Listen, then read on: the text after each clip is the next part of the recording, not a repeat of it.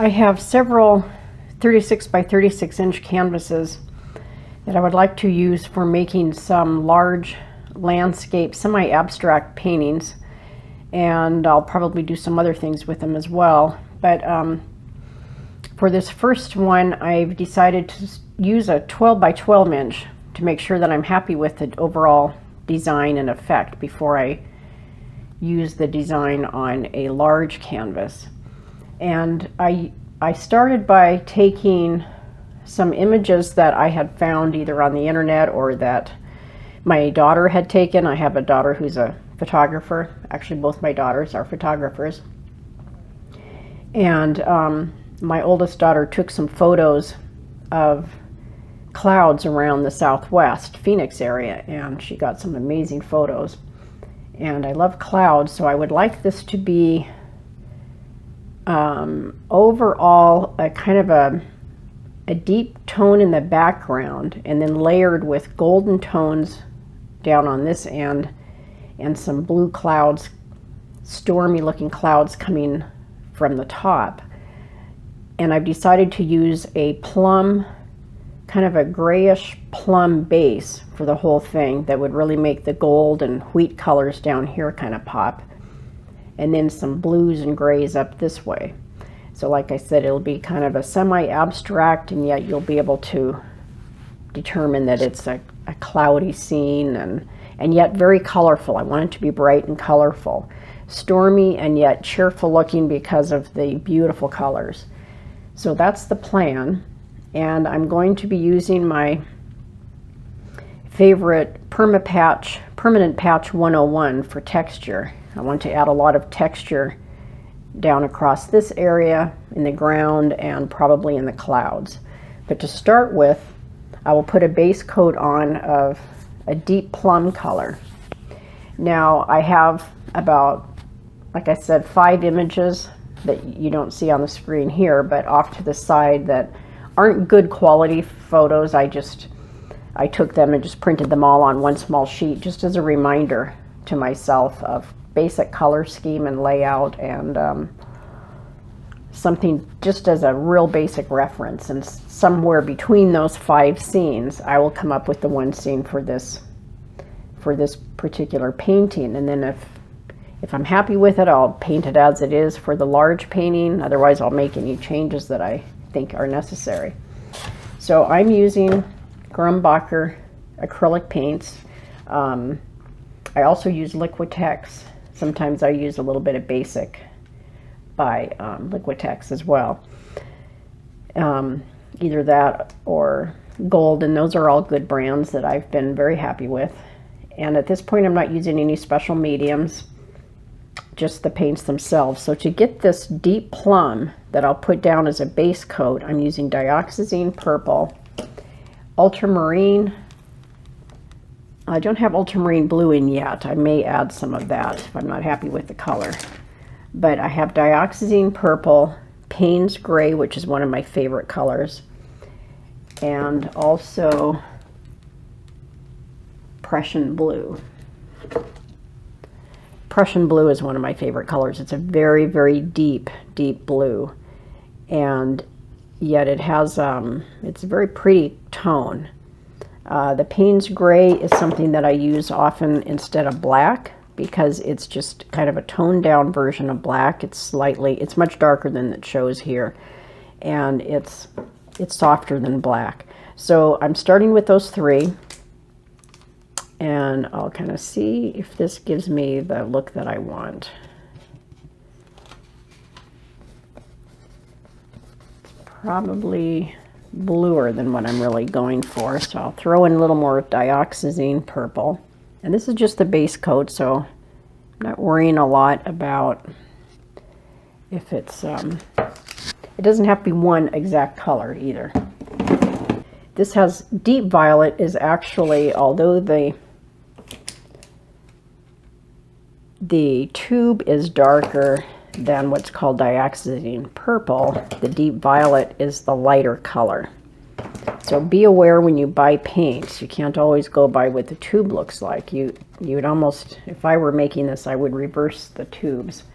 Okay, that's better as far as kind of the deep plum effect that I'm looking for. I really want it to be a very dark plum, but I kind of like that there are different colors thrown in here as well.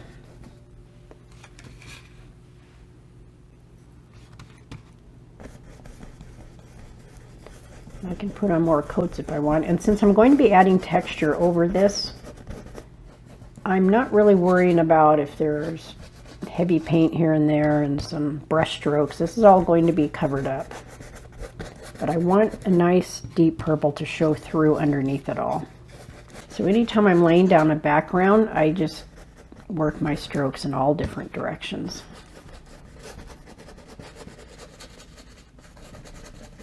Now if you watch my videos over the next few months, you'll hopefully see 9 large paintings coming along. Okay, I have painted most of it now, and I've done the sides except for this one, which was on the bottom, and turning it is always a good idea because it gives you a little bit different perspective on what something looks like. In this case, the whole thing will be painted over again, but still I might see something in it that triggers a thought process for design.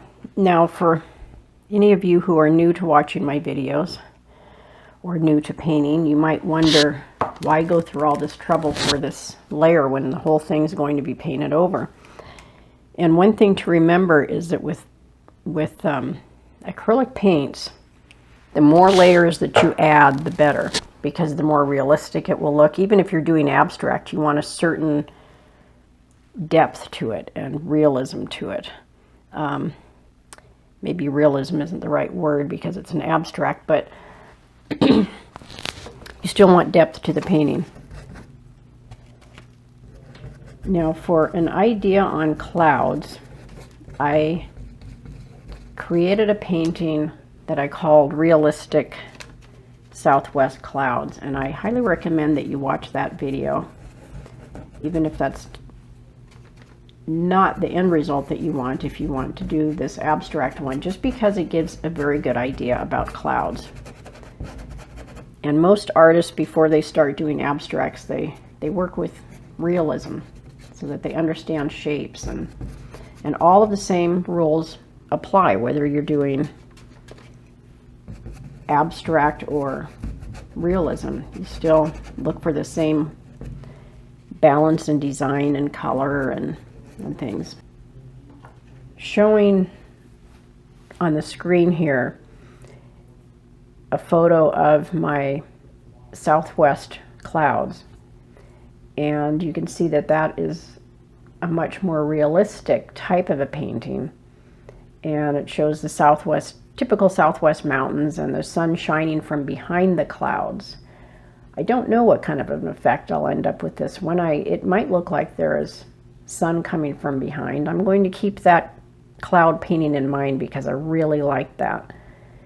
Okay, what I've done now is I went ahead and finished the undercoating with lots of crisscrossy type strokes, and I used the Payne's Gray, Russian Blue, and Dioxazine Purple, and the Deep Violet, and I didn't add any other color.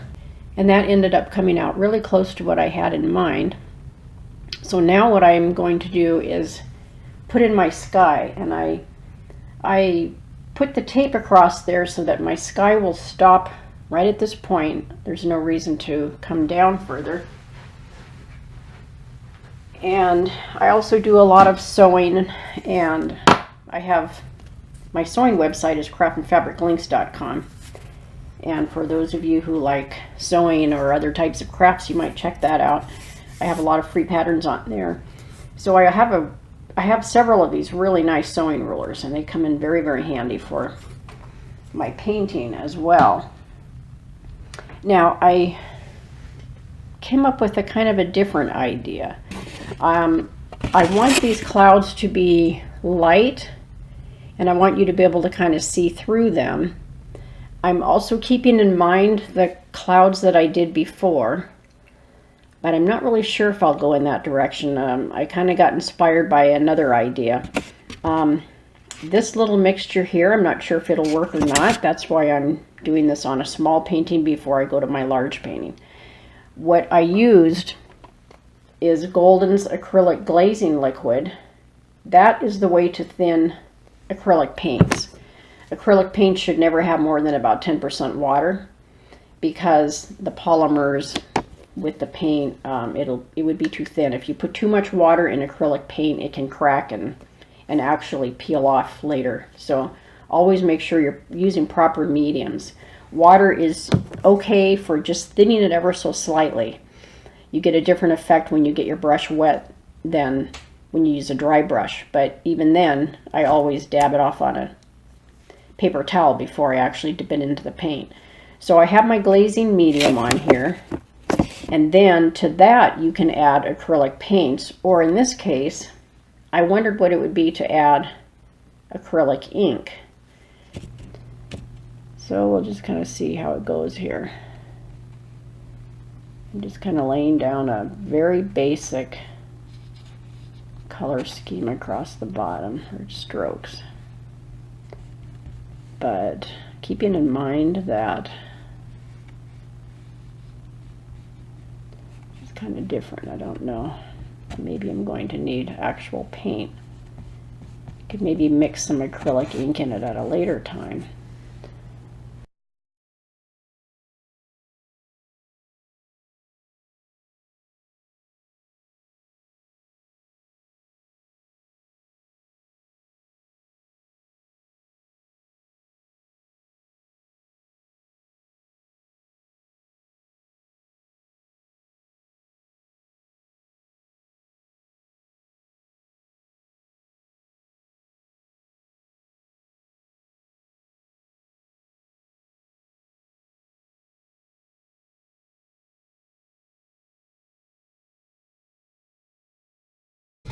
So this is the medium and some Payne's Grace. You can see how it lightens it up. And it also just, it makes it go down as somewhat transparent.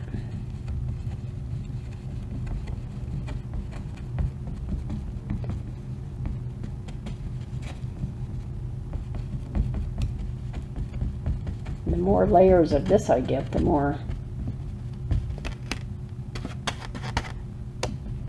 layered the clouds will be. So you don't ever start judging it when you first see it, because that's not, of course, how it's going to look by the time you're done.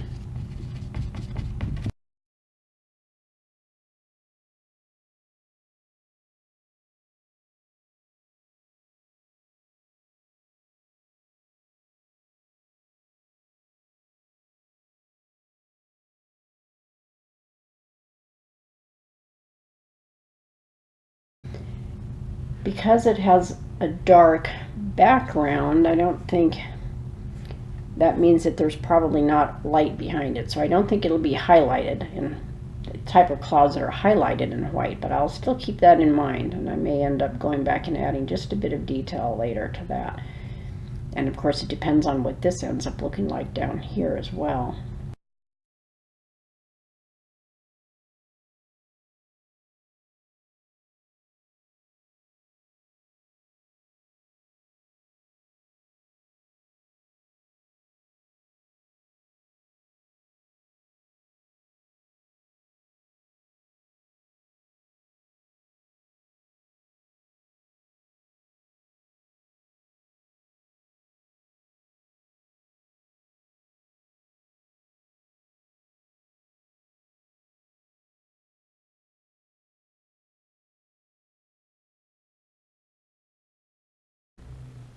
So now I'm going to add a little bit of white again. I won't use the acrylic ink this time. I'll use actual white paint.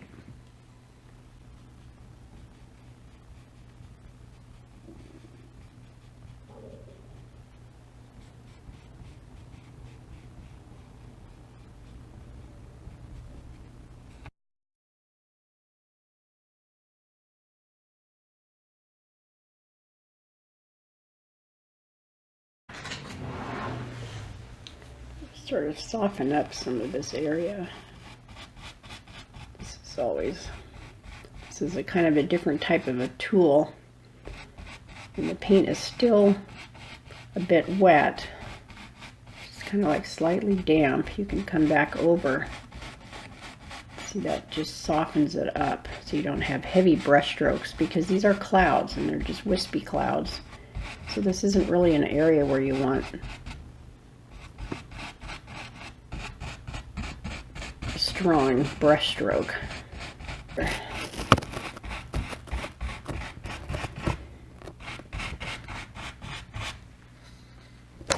Kind of like that look.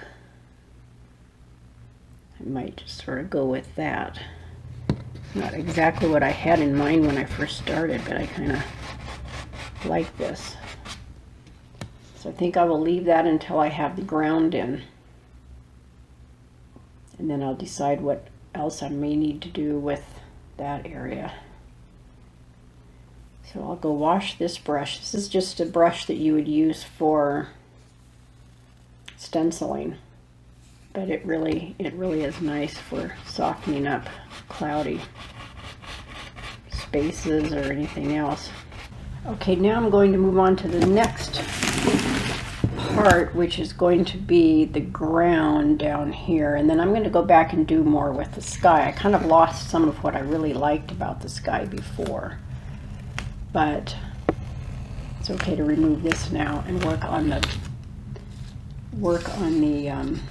ground, and then I will come back and add back to some of the clouds that I had. I didn't want it to be a real scary looking dark sky, though. I just wanted it to be very kind of wispy and interesting. And I have my permanent patch 101 because I want a lot of texture down here. If you would like to see more examples of how I use that texture, I highly recommend the painting that I'm showing right now. That is my Seaside Cliffs painting. The texture worked really well when I created the cliffs. It added just enough texture without building it up too much. And acrylic paints, with acrylic paints, they're not as thick as oil paints. So the only way to have a buildup is to add some kind of medium to it. And Golden makes various molding pastes and molding gels and things. But I found that this permanent patch works really well, and you can get a large amount of it for much less money. So I like that. I also found through using it in various paintings that it works well to mix it with the paint as I go. I have various tools that I like to use, so I'll use a palette knife. I may also use this for a little texture.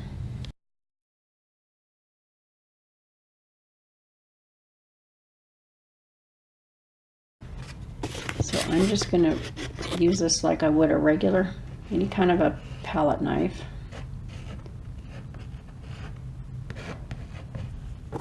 Sometimes as I work, the name of a painting will come to me.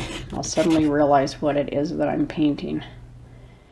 And then that kind of helps me finish the painting because I continue on with that.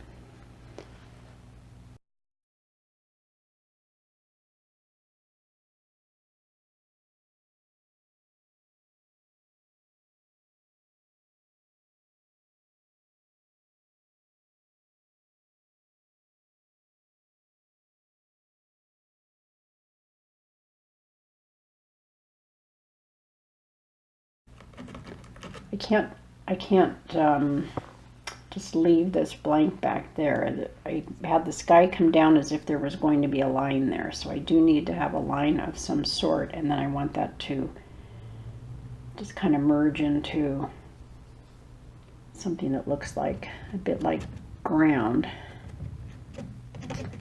This is why abstract is more difficult for me than just working with realism, because realism I'm working from a photograph or something that I have seen before and I know, and I look at the photo, or I'm out looking at an actual landscape and I know what I'm painting. Even then I change my mind as I go along, but when you're doing abstract, you're just kind of going with what you feel at the time. And I'm somebody who's a math and science major, and that's a little difficult for me. It gets a bit outside my comfort zone. Because what I have now is a need for connecting my clouds to this, and I don't want to bring the clouds down into the ground. I want to keep that as ground. So I think I'll use my ultramarine blue, because I could kind of fade it into that. It might be okay to have that come down into that a little bit. I'm not sure. We'll see what happens here. So a little bit of purple and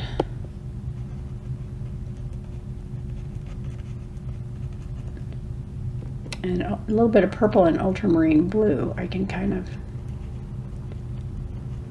fade this down in. I think maybe it might work okay. We'll see.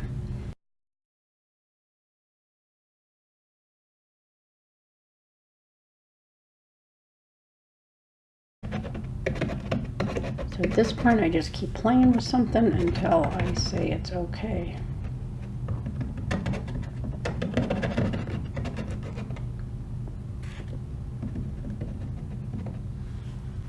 I think what it's telling me now is to wait until I can see it tomorrow in the better light.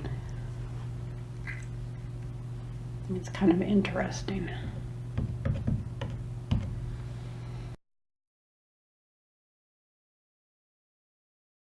Okay, I've let this sit overnight, and I'm going to be working with kind of the overall composition. Like I mentioned before, I don't like that this is just square.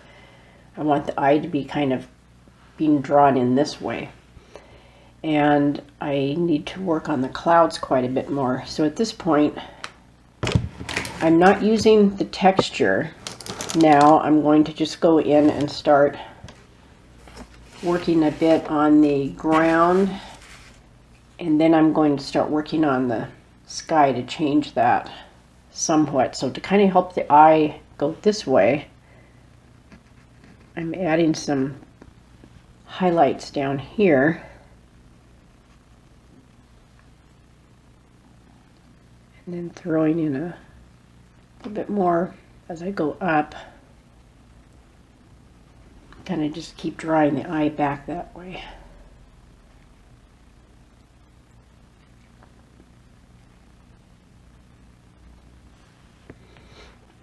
So now I'll work on the sky a bit. And I brought back in my deep violet and dioxazine purple and a little bit of Payne's gray, and I also have some white. And I will use some glazing medium as well. Since I have actually named this now Dreaming of Home. So the idea is it's just kind of, it's not a complete solid image here. You're just, it's like it's kind of floating in a person's imagination. It's a thought, and this is a calm and peaceful place, actually. But it's sort of the way that a dream would be. It wouldn't be a solid piece.